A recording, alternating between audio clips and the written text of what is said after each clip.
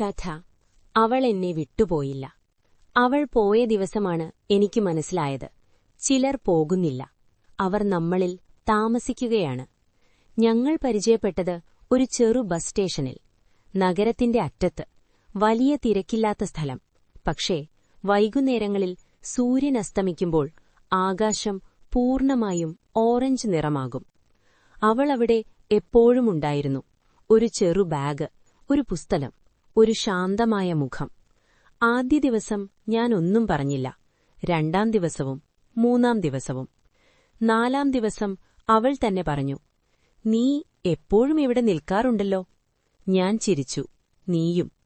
അത് നമ്മുടെ ആദ്യ സംഭാഷണം. ചെറുതായിരുന്നു, പക്ഷേ ആ സംഭാഷണം എന്റെ ജീവിതത്തിലെ വലിയ തുടക്കമായിരുന്നു. അന്നുമുതൽ നമ്മൾ ഒരുമിച്ച് കാത്തിരിക്കും, ബസ് വരാൻ, സമയം കടക്കാൻ, ജീവിതം മുന്നോട്ടു പോകാൻ. ചില ദിവസങ്ങളിൽ സംസാരമുണ്ടാകും, ചില ദിവസങ്ങളിൽ നിശബ്ദത മാത്രം. അവൾ നിശബ്ദതയെ സ്നേഹിക്കുന്നവളായിരുന്നു, ഞാൻ നിശബ്ദതയെ ഭയപ്പെടുന്നവനും. ഒരു ദിവസം ഞാൻ ചോദിച്ചു, "നിനക്ക് നിശബ്ദത ബോറടിക്കില്ലേ?" അവൾ ചിരിച്ചു.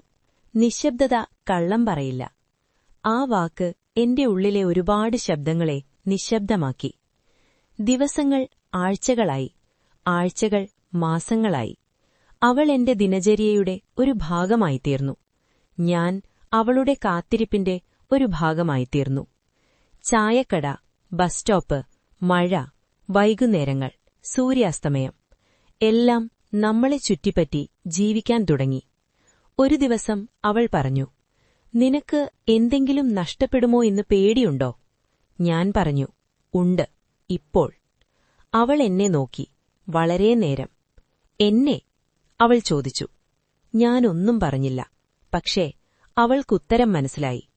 അവൾ ആദ്യമായി എന്റെ കൈ പിടിച്ചു, വളരെ മെതുവായി, ഭയപ്പെടുത്തിയല്ല, ആശ്വാസമായി.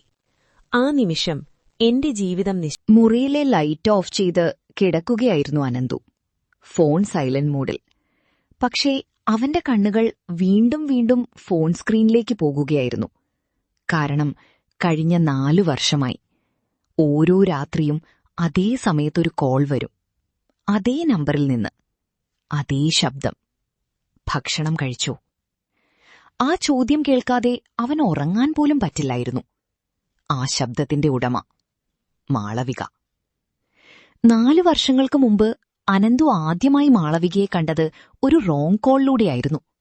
രാത്രി അനന്തു ഫ്രണ്ടിനെ വിളിക്കാൻ ശ്രമിക്കുമ്പോൾ നമ്പർ തെറ്റി. കോൾ എടുത്തത് ഒരു പെൺകുട്ടി.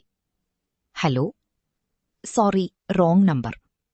അവൾ ചിരിച്ചു. "ഇത്ര രാത്രി റോങ് നമ്പറാണോ?"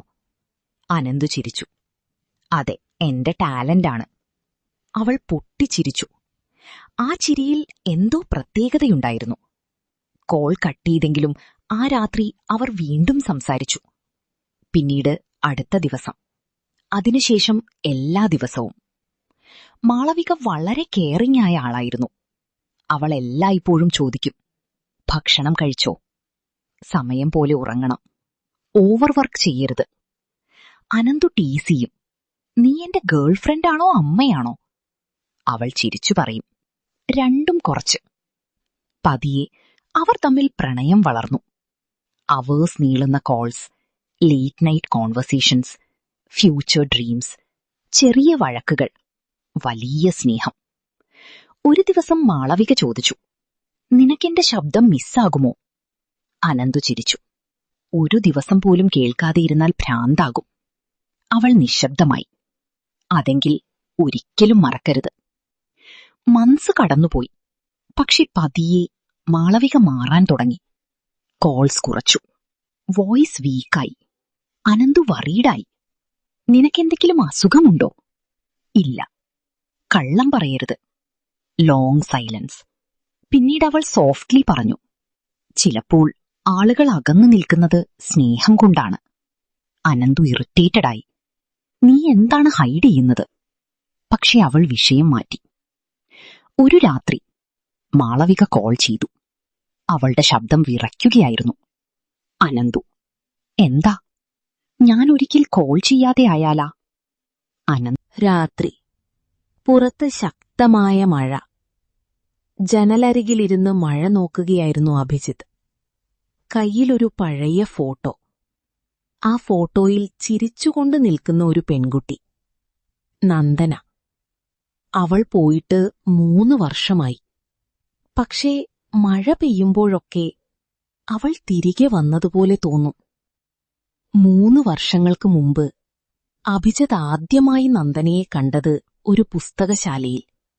മഴയുള്ള ദിവസം. എല്ലാവരും തിരക്കിലായിരിക്കുമ്പോൾ ഒരു പെൺകുട്ടി മാത്രം ജനലരികിൽ നിന്ന് മഴ നോക്കുകയായിരുന്നു. അവളുടെ കയ്യിൽ ഒരു നോവൽ. മുടിയിൽ മഴത്തുള്ളികൾ. അഭിജിത്ത് അറിയാതെ അവളെ നോക്കി നിന്നു. പെട്ടെന്നവൾ തിരിഞ്ഞു. എന്താ? അവൾ ചിരിച്ചുകൊണ്ട് ചോദിച്ചു. അഭിജിത്ത് നാണിച്ചു ചിരിച്ചു. ഒന്നുമില്ല. അവൾ പുസ്തകമടച്ചു. മഴ ഇഷ്ടമാണോ? ഒരുപാട്, അഭിജിത്ത് പറഞ്ഞു. അവൾ ചെറിയൊരു പുഞ്ചിരി നൽകി. അപ്പോൾ നമുക്ക് ഫ്രണ്ട്സാകാം. ആ ദിവസം ഒരു ചെറിയ മഴയിൽ അവരുടെ കഥ ആരംഭിച്ചു. ദിവസങ്ങൾ കടന്നുപോയി. അവർ വളരെ അടുത്തു. രാവിലെ ചായ, വൈകുന്നേരം നീണ്ട നടത്തങ്ങൾ, മഴയിൽ നനഞ്ഞ യാത്രകൾ, ചെറിയ വഴക്കുകൾ, വലിയ സ്നേഹം. നന്ദന എപ്പോഴും പറയും, ജീവിതം ചെറുതാണ്, സന്തോഷിക്കാൻ മറക്കരുത്. അഭിജിത്ത് ചിരിക്കും. നീയൊരു സിനിമാ ഡയലോഗ് പോലെയാണ് സംസാരിക്കുന്നത്. അവൾ പൊട്ടിച്ചിരിക്കും. ആ ചിരി അവന്റെ ലോകമായിരുന്നു. ഒരു ദിവസം കടൽത്തീരത്തിരിക്കുമ്പോൾ നന്ദന ചോദിച്ചു,